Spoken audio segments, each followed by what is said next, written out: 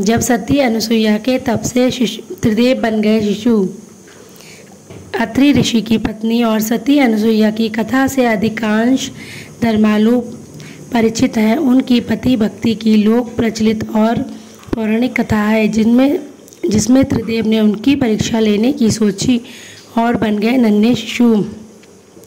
एक बार नारद जी विचरण कर रहे थे, तभी तीनों देवियां माँ लक्ष्मी, माँ सरस्वती और माँ पार्वती को परस्पर विमर्श करते देखा। तीनों देवियां अपने सतीत्व और पतिव्रता की चर्चा कर रही थीं।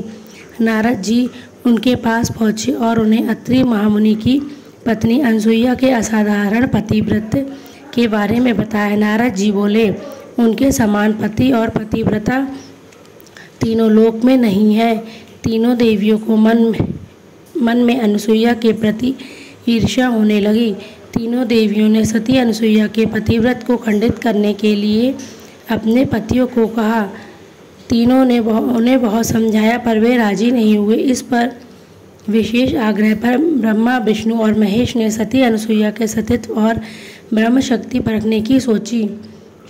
जब अत्रि ऋषि आश्रम से कहीं बाहर गए तब ब्रह्मा, विष्णु और महेश तीनों ने यतियों का वेश धारण किया और अत्रि ऋषि के आश्रम में पहुँचे तथा भिक्षा मांगने लगे।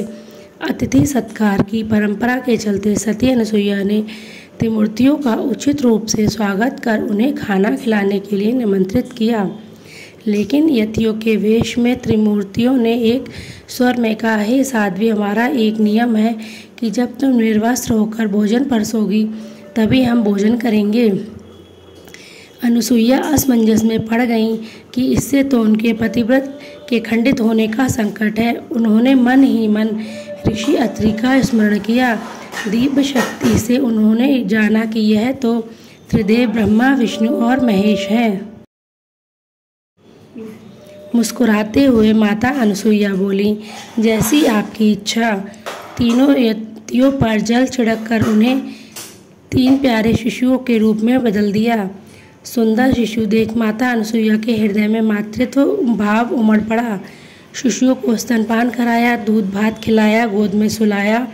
तीनों गहरी नींद में सो गए। अनुसुईया माता ने तीनों को झूले में सुलाकर कहा, तीनों लोकों पर शासन करने वाले त्रिमूर्ति मेरे शिशु बन गए। मेरे भाग्य को क्या कहा जाए। फिर वह मधुर कंठ से लोरी गाने लगीं। उसी समय कहीं से एक सफ़ेद बैल आश्रम में पहुंचा। एक विशाल गरुड़ पंख फड़फड़ाते हुए आश्रम पर उड़ने लगा और एक राजहंस कमल को चोंच में लिए हुए आया और आकर द्वार पर उतर गया। यह नज़ारा देख नारद, लक्ष्मी, सरस्वती और पार्वती आ पहुँचे। नारद ने विनय पूर्वक अनुसुईया से कहा, माते, अपने पतियों से संबंधित प्राणियों को आपके द्वार पर देखकर यह तीनों देवियां यहाँ पर आ गई हैं।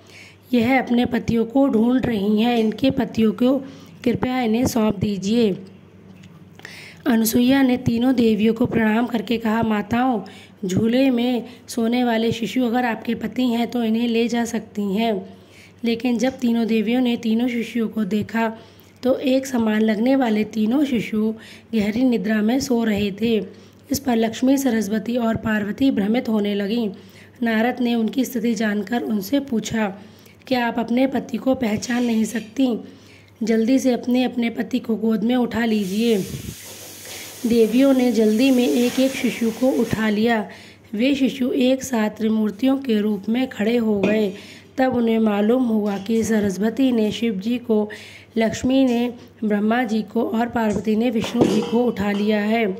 तीनों देवियां शर्मिंदा होकर दूर खड़ी हो गईं। तीनों देवियों ने माता अनुसुईया से क्षमा याचना की और यह सच भी बताया कि उन्होंने ही परीक्षा लेने के लिए अपने पतियों को बाध्य किया था। फिर प्रार्थना की कि उनके पति को पुनः अपने स्वरूप में ले आएं।